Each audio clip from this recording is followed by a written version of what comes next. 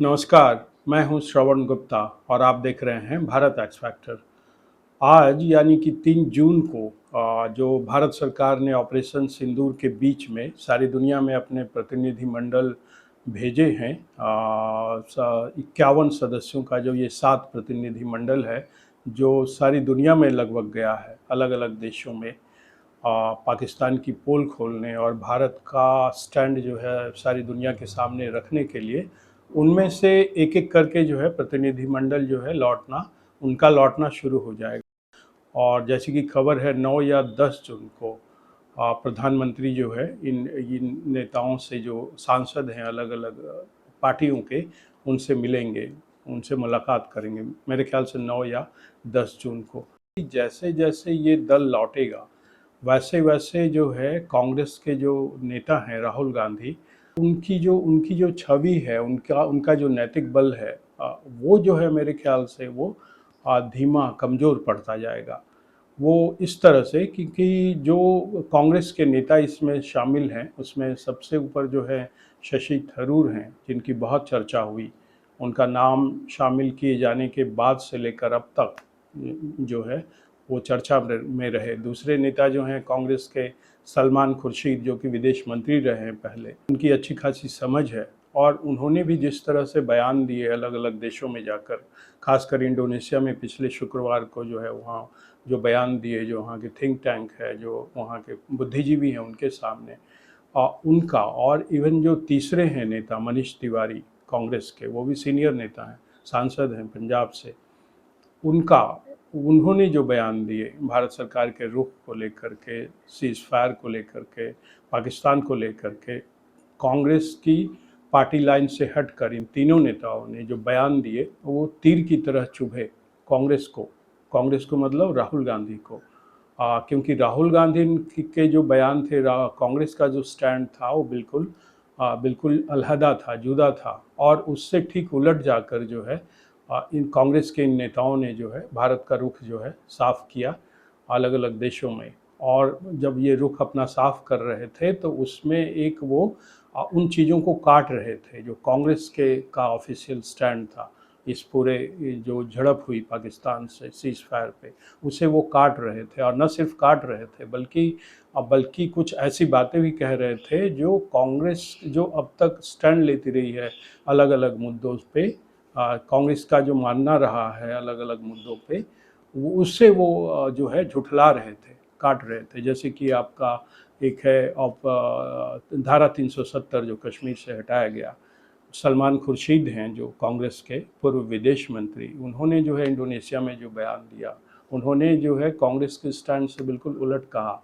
उन्होंने कहा कि कांग्रेस, जब ये 370 धारा 370 हटाया गया था तो कांग्रेस ने इसका विरोध किया था, और बाद में जो है इस पर वो उसने इसके खिलाफ बोलना बंद कर दिया था, लेकिन उसने अपना स्टैंड अभी तक साफ नहीं किया है। जाहिर सी बात है वो मुसलमानों को लेकर बहुत सेंसिटिव रहती है, तो उसकी उसकी जो भूमिका है वो अभी भी साफ नहीं है कांग्रेस की। लेकिन जो सलमान खुर्शीद ने कहा इंडोनेशिया में, उन्होंने साफ साफ कहा कि पाकिस्तान हमारी तरक्की से खुश नहीं है।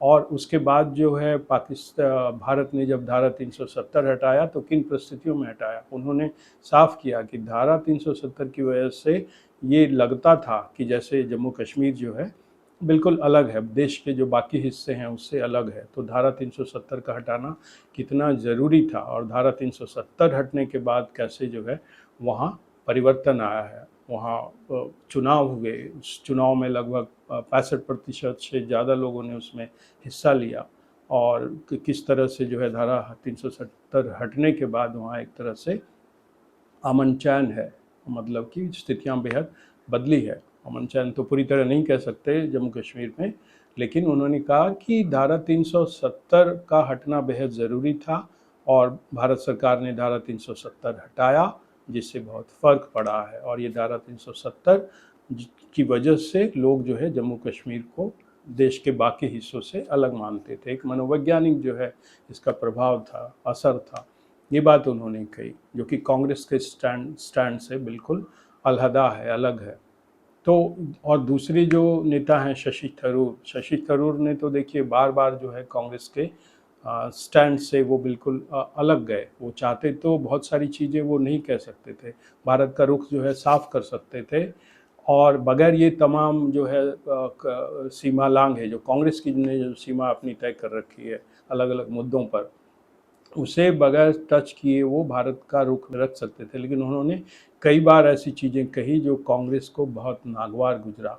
एक तो उन्होंने यही कहा, जो मैंने पिछले वीडियो में बताया था आपको, कि उन्होंने ये कहा कि जब ये पहलगाम में 22 अप्रैल को आतंकवादियों ने जो है हमला किया था, हत्याएं की थी, तो उसके बाद उन्होंने इंडियन एक्सप्रेस में लेख लिखे थे और कहा था कि भारत को, पाकिस्तान को हिट करना चाहिए, hit hard and hit smart, ये शब्द थे उनके, शशि थरूर ने।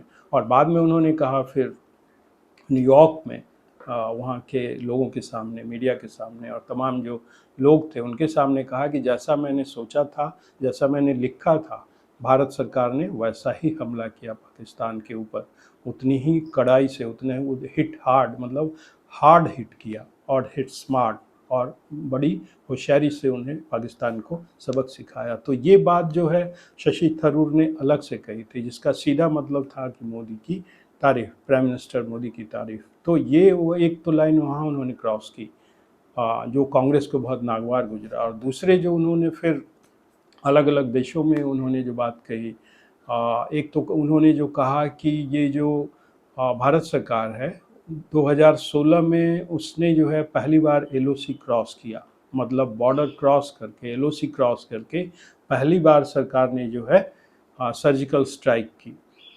ये तो बिल्कुल, और ये जो उन्होंने कहा शशि थरूर ने, ये कांग्रेस के बिल्कुल सीने में जाकर ये तीर लगा। ये जो है कांग्रेस के जो नेता हैं राहुल गांधी, उन्हें ये जाकर चुभा, क्योंकि जिस तरह से फिर रिएक्ट किया कांग्रेस के नेता पवन खेरा ने, उदित राज ने, जैसे भद्दे और बेशर्म शब्दों का इस्तेमाल किया शशि थरूर के लिए, वो उससे साफ लग गया कि ये तीर जो है निशाने पर जाकर लगा है। और ये शब्द तो बेशक ये पवन खेरा के थे, उदित राज के थे, लेकिन इन्हें इन्हें कहलवाने वाला, मतलब वो जाहिर सी बात है राहुल गांधी थे, क्योंकि ये साफ दिखा। इस बार ये भी साफ हो गया कि कैसे जो है कांग्रेस के नेता जो है राहुल गांधी के कहने पर किस हद तक वो जाते हैं। और क्योंकि ये बहुत सहज स्वाभाविक नहीं था पवन खेरा और उदित राज का ये बयान देना, उससे साफ झलक गया कि ये ऊपर से ऐसे आदेश आते हैं, ऊपर के इशारों पर फिर ये नेता जो है ऐसे बयान देते हैं। तो जो ये शशि थरूर ने जो कहा था कि भारत ने पहली बार 2016 में एलओसी क्रॉस किया, बॉर्डर क्रॉस किया और सर्जिकल स्ट्राइक किया, तो ये दरअसल कांग्रेस का स्टैंड नहीं रहा है। कांग्रेस ये हमेशा कहती रही है, जोर देकर कहती रही है, चिल्ला चिल्ला कर कहती रही है कि नहीं, यूपीए के ज़माने में भी, मनमोहन सिंह के ज़माने में भी सर्जिकल स्ट्राइक हुए थे, और ये मोदी ने कोई पहली बार सर्जिकल स्ट्राइक शुरू नहीं किया था। कांग्रेस के ज़माने में पहले भी कई बार जो है सर्जिकल स्ट्राइक हो चुके हैं, उसका ये ऑफिशियल स्टैंड रहा है। और जब भी सर्जिकल स्ट्राइक की बात उठती रही है, कांग्रेस ने इसका खंडन किया है कि मोदी कोई पहले नेता नहीं है। लेकिन ये जो शशि थरूर हैं, इन्होंने यहाँ भी जो है कांग्रेस को एक तरफ से, कांग्रेस पर तीर चलाया, और कांग्रेस की जो अपनी सीमा है अपने नेताओं के लिए, उसे क्रॉस किया और कहा कि नहीं, भारत ने जो है सर्जिकल स्ट्राइक पहली बार किया 2016 में। ये कांग्रेस को बहुत नागवार गुजरा। इसके बाद भी जिस तरह से शशि थरूर ने जो है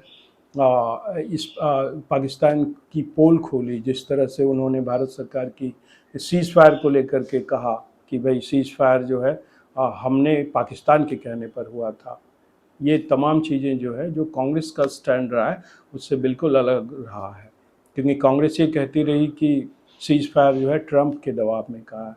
सलमान खुर्शीद ने भी जो बयान दिया, उन्होंने भी कहा कि हमने जो है ट्रंप के कहने पे ये सीज़ फायर नहीं किया था, ये भारत का फैसला था और ये पाकिस्तान के कहने पर हुआ था। तो यहाँ भी जो है सलमान खुर्शीद ने जो है कांग्रेस की का जो स्टैंड रहा सीज़ फायर पे, उसे झुठलाया, उसे काटा और अपनी बात कही दुनिया के सामने। तो फिर तीसरे नेता जो है मनीष तिवारी ने भी जो है सीज़ फायर पर भारत का जो स्टैंड था उसे लिया और भारत सरकार की तारीफ़ की, हमले की तारीफ़ की, और तमाम जो है भारत सरकार का रुख रहा है उसे बड़ी मजबूती से उन्होंने रखा, और उन्होंने भी जो है कांग्रेस की जो लाइन है इस पर जो स्टैंड रहा उसे क्रॉस किया और उस पर अपनी बात रखी। तो ये जो तीनों नेता हैं, शशि थरूर, सलमान खुर्शीद और मनीष तिवारी, आपको याद होगा कि 2022 में ग्रुप 23 ग्रुप 23 जो है उनमें यही नेता थे। सलमान खुर्शीद को अगर छोड़ दें तो आपके मनीष तिवारी थे, शशि थरूर थे, जो असंतुष्ट का गुट बना था। सोनिया गांधी को चिट्ठी लिखी गई थी उस समय, जो गुलाम नबी आज़ाद थे, जो बाद में फिर जिन्होंने पार्टी छोड़ दी। तो ये तमाम वही नेता हैं, उनमें से शशि थरूर हैं और मनीष तिवारी। तो ये लोग, इवन आनंद शर्मा, तो ये तो वही लोग हैं, वही नेता हैं जो कांग्रेस से उस समय असंतुष्ट थे।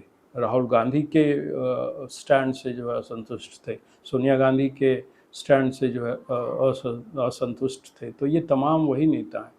तो कुल मिलाकर देखिए, अब ये राहुल गांधी ने जो बयान दिया इस तमाम से ऑपरेशन सिंदूर पर, सीज फायर पर, कि भाई पाकिस्तान को हमने पहले बता दिया, कांग्रेस का स्टैंड अभी भी वही है।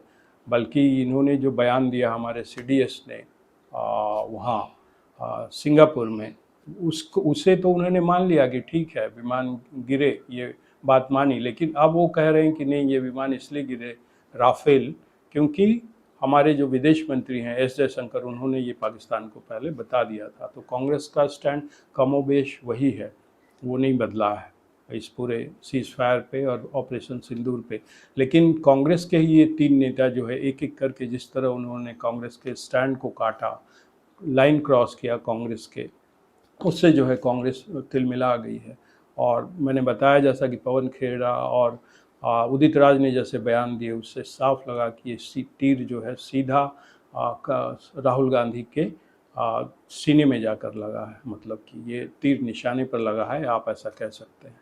ये सीने पे लगा है का मतलब ये नहीं कि सीने पे लगा है, मतलब तीर जो है निशाने पे, पॉलिटिकली राजनीतिक रूप से ये तीर जो है बिल्कुल निशाने पे लगा है। तो अब जो है जब जैसे जैसे ये दल लौटेगा, शशि थरूर लौटेंगे, मनीष तिवारी लौटेंगे, सलमान खुर्शीद लौटेंगे, फिर यहाँ आकर जो वो बयान देंगे, वो प्रधानमंत्री मोदी से मिलेंगे, उसके बाद जो चीज़ें होंगी, तो उस समय आप देख सकते हैं कि राहुल गांधी का जो स्टैंड रहा, भाई राहुल, कांग्रेस के ही नेता जो है राहुल गांधी के खिलाफ जाकर बोले, कांग्रेस के स्टैंड के खिलाफ जाकर बोले, तो उस समय जो है राहुल गांधी का कद क्या होगा, उनका जो नैतिक बल है, जो देश की जो सुरक्षा है, देश को लेकर, भारत के स्टैंड को लेकर जो एक नैतिक बल होता है हर नेता में अपने देश को लेकर, तो वो फिर मेरे ख्याल से वो कहीं वो ठहरेगा नहीं।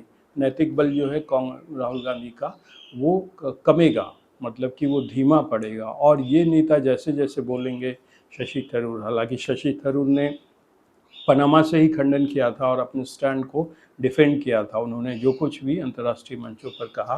लेकिन जब वो भारत आएंगे और अपनी बात रखेंगे, उस समय राहुल गांधी का चेहरा देखने लायक होगा और ये बात दुनिया को दिखेगी कि कैसे जो है राष्ट्रीय मुद्दों पर, भारत की सुरक्षा के मुद्दों पर अब कांग्रेस के ही नेता ने, ये तमाम इन नेताओं ने क्या कहा और राहुल गांधी ने क्या कहा। तो एक जो नैतिक बल है जो देश को लेकर, वो बिल्कुल राहुल गांधी का जो है वो कमज़ोर पड़ेगा और ये इन नेताओं की बात जो है मजबूत होगी। वो स्थिति जो है देखने लायक रहेगी, ऐसा मुझे लगता है। अब देखते हैं आगे क्या होता है। अब तो शुरू हो जाएगा प्रतिनिधिमंडल का आना, एक एक करके सभी आएंगे। तो आज के एपिसोड में इतना ही। अब हमें आज्ञा दीजिए। नमस्कार।